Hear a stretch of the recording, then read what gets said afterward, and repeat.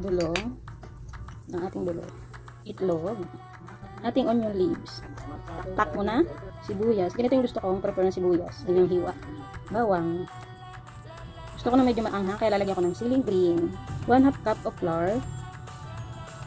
Lalagay tayo ng garlic powder. Kung wala naman, pwede din cornstarch, paminta, kaunting pampahilo, betsin, asin, haluin.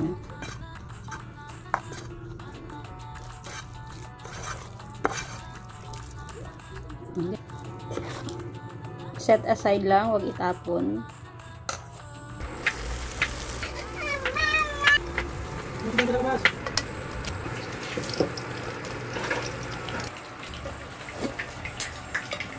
Tingnan mo naman, no? Masisimot na naman ang kanin nyo. Napakadali nga nitong gawin. At makakakain pa ang buong pamilya mo dahil maramihan na nga ito. Follow for more. God bless!